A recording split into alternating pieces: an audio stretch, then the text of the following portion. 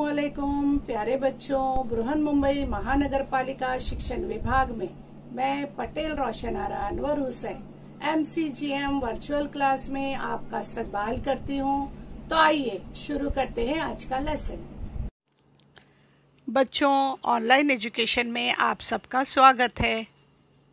आज हम आपके लिए नया लेसन, नया पाठ लेकर आए हैं। हिंदी सुगम भारती कक्षा 5वीं का 8वां पाठ, मुझे जानो। शिक्षिका हैं पटेल रोशन आरा। प्यारे बच्चों, ये जो पाठ हैं वो एक चित्र पाठ है जिसे आपको देखना है। इसमें दिए गए चित्रों का निरीक्षण करना है और साथ ही साथ आपको उन चित्रों के नाम देवनागरी लिपि यानी हिंदी में और रोमन यानी अंग्रेज़ी में आपको लिखना है और साथ ही साथ आपकी अपनी मातृभाषा में भी उनके नाम को लिखना है। तो चलिए देखते हैं। पहला चित्र है स्कूल बस। देखें आपने बच्चों, ये है स्कूल बस। अब आप यहाँ देखेंगे कि इसे हिंदी में भी लिखा जाता है बस, रोमन लिपि में BUS बस और उर्दू में बेसिन बस। इस तरह ये तीनों ज़बानों में यहाँ पर लिखा गया है। कौन सी? देवनागरी, रोमन लिपि और मातृभाषा। इस प्रकार आपको इन चित्रों को देखना है और नाम लिख लेना है।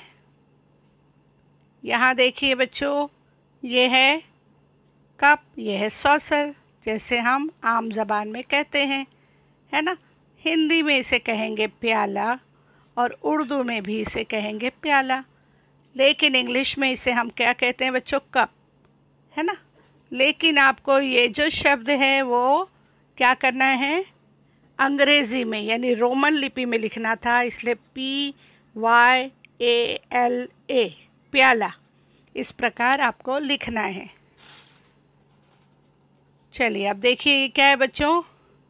तश्तरी। हम यहाँ पर खाना खाने के लिए इसका उपयोग करते हैं, तश्तरी। उर्दू में भी इसे कहते हैं तश्तरी और रोमन लिपि में इसे हमें लिखना है। तो देखिए इस प्रकार हम लिखेंगे। यहाँ अपन स्पेलिंग देख सकते हैं, अल्फ़ाबेट्स TASHTARI, तश्तरी। चलिए क्या है बच्चों चित्र में? यह है कुत्ता। आपको देवनागरी लिपि में इसे लिखना है। यहाँ देखिए लिखा हुआ है कुत्ता।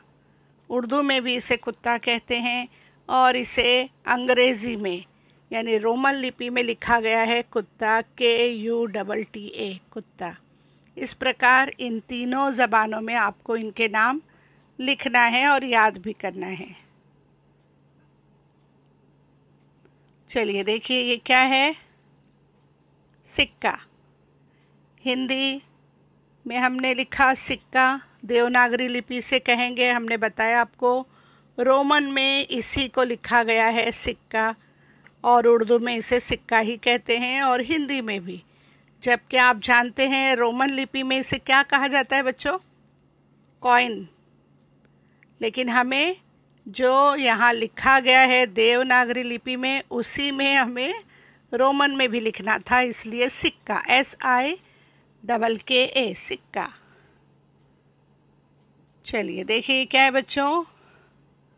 आपने इसका उपयोग किया होगा। यहाँ देखिए ये लड़की क्या कर रही है? पेंटिंग कर रही है, चित्र बना रही है, रंग भर रही है ना। ब्रश। उसी प्रकार इसे इंग्लिश में भी क्या कहेंगे बच्चों? रोमन लिपि में ब्रश और उर्दू में भी इस तरह से लिखा जाएगा ब्रश।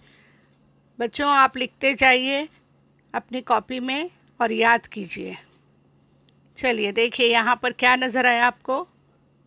गाजर। गाजर, है ना। उर्दू में भी उसे गाजर ही कहते हैं। यहाँ देखिए वो मातृभाषा में लिखा गया है गाजर। इसी प्रकार आप देखेंगे अंग्रेज़ी में इसे क्या कहते हैं बच्चों? कैरेट। लेकिन आपको अपनी हिंदी भाषा का ये शब्द जो है वो लिखना था अंग्रेज़ी में यानी रोमन में, GAJAR, गाजर। देखिए चित्र में क्या नज़र आया बच्चों, ये क्या है? गाय। रोमन में उसी को वैसा की वैसा लिखा गया, गाय। उर्दू में भी इसे गाय कहते हैं, जबकि इंग्लिश में क्या कहते हैं रोमन में, बता सकते हैं आप? काओ, है ना, COW, काओ। लेकिन हमें देवनागरी लिपि में जो शब्द लिखा गया है उसी को रोमन में लिखना था। ठीक है, आया समझ में? देखिए यहाँ पर ये क्या है बच्चों? पौधा है, पौधा। देखिए पौधा, इसे लिखा गया रोमन में भी पौधा, उर्दू में भी इसे कहते हैं पौधा। इन शब्दों को आप लिखते जाइए और बच्चों इसे याद कीजिए। चलिए देखिए बच्चों, चित्र में क्या है? ये खरगोश। क्या है? खरगोश। उर्दू में भी इसे खरगोश कहते हैं और इसे हम रोमन लिपि में लिखते हैं खरगोश, इस तरह KHARGOSH, खरगोश, है ना। जबकि हम इसे इंग्लिश में क्या कहते हैं बच्चों? रैबिट। चलिए देखिए क्या है बच्चों? पुस्तक, किताबें, है ना, पुस्तक। यहाँ देखिए देवनागरी यानी हिंदी में लिखा गया है पुस्तक, उसके बाद इसको लिखा गया है रोमन में पुस्तक, उर्दू में भी यहाँ लिखा गया है पुस्तक। पे है, पे पेश पू स त और क, पुस्तक। किताब भी हम इसे कहते हैं। केला। क्या है बच्चों? ये केला। देखिए रोमन में लिखा गया KELA, केला। उसी प्रकार उर्दू भाषा में भी यहाँ लिखा गया है केला। आपको ये अच्छी तरह से लिख लेना है, प्रैक्टिस करना है। चलिए देखिए क्या है बच्चों? ये पतंग। क्या है? पतंग। यहाँ लिखा है देवनागरी लिपि यानी हिंदी में पतंग। रोमन में लिखा गया है यहाँ पर देखो PATANG, पतंग। और मादरी ज़बान उर्दू में लिखा गया पतंग। देखा आपने, ये तीनों भाषाओं में लिखे गए शब्द। चलिए देखिए क्या है बच्चों? ये जहाज़। क्या है? जहाज़। उर्दू में भी इसे जहाज़ कहा जाता है और यहाँ पर रोमन में भी लिखा है जहाज़, JAHAJ, जहाज़। ठीक है। चलिए अब इन चित्रों को ध्यान से देखिए। ये कौन सा जहाज़ है और ये कौन सा है? क्या आप अंतर बता सकते हैं बच्चों? ये हवा में उड़ता है और ये पानी पे चलता है। ये हुआ हवाई जहाज़ और ये हुआ पानी का जहाज़, है ना बच्चों। तो बच्चों ये क्या है? हवाई जहाज़ और ये पानी का जहाज़। बच्चों ये जल व्यवहार से कई टन साधन सामग्री वस्तुएं ले जाने के काम आता है। इसमें मानव भी सफ़र करते हैं और एक जगह से दूसरी जगह पर वो सामान को पहुंचाया जाता है। और ये जो है ये सामान ले जाने के लिए नहीं है वाहन, बल्कि ये जो है एक सुरक्षित लोगों को ले जाने का एक वाहन है। ठीक है, तो ये है हवाई जहाज़, हवा में उड़ने वाला, और ये है पानी में चलने वाला। चलिए अब देखिए यहाँ पर आपको क्या नज़र आया बच्चों? रोज़ आप देखते हैं रास्ते पर ये वाहन भी और ये वाहन भी। चलिए अगर आपकी स्कूल बस छूट गई है, आप उसमें नहीं बैठ पाए, तो आप किसके ज़रिए स्कूल जाएंगे? इसमें जाएंगे या इसमें? बिल्कुल, ऑटो रिक्शा। क्या है बच्चों? ये है ऑटो रिक्शा। हम जो है इसमें सुरक्षित तौर पर बैठते हैं और एक जगह से दूसरी जगह चले जाते हैं। उसी प्रकार अगर आप इसको देखें तो इसमें क्या किया जाता है बच्चों? साधन सामग्री इत्यादि चीज़ों को भर कर ले जाया जाता है। तो ये वाहन किसका है बच्चों? साधन सामग्री का है। इस प्रकार आपने जाना इन दो चित्रों को। अब यहाँ देखिए, पढ़ो और समझो। बच्चों, आजकल आप मोबाइल के ज़रिए ऑनलाइन पढ़ाई कर रहे हो। फिर चैट बॉक्स में आप अपने टीचर से भी बातचीत करते हो, कुछ मैसेज देते हो, है ना। लेकिन उसमें हमें रोमन लिपि में लिखना होता है, क्योंकि आज हम या आप हिंदी लिपि, मराठी लिपि से ज़्यादा परिचित नहीं है कि किस तरह से उसकी टाइपिंग की जाए। तो यहाँ आप देखिए, क, तो इसके लिए के का उपयोग हुआ, का, के एक का, की, के आई की, और नीचे भी लिखा है की।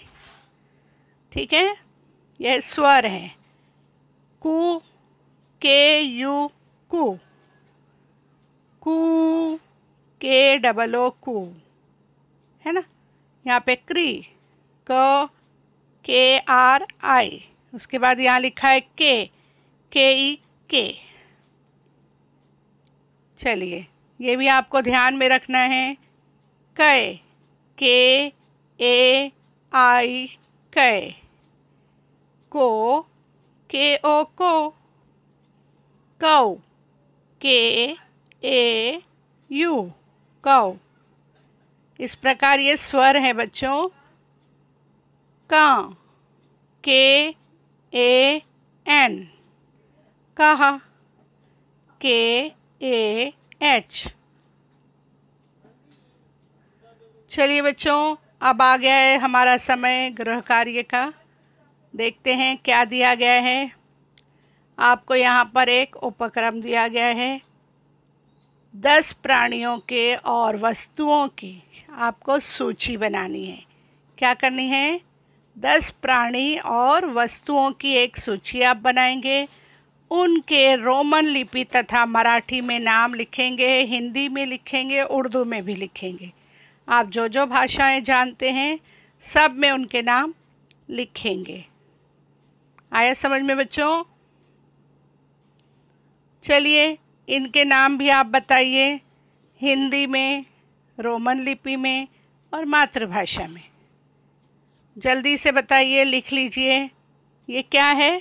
Pencil, pen. ठीक है, अभी हम नहीं बताएंगे, आप जल्दी से लिख लीजिए इसे हिंदी, रोमन और मातृभाषा में। चलिए, क्या है बच्चों? रबर, किताब, पुस्तक, है ना।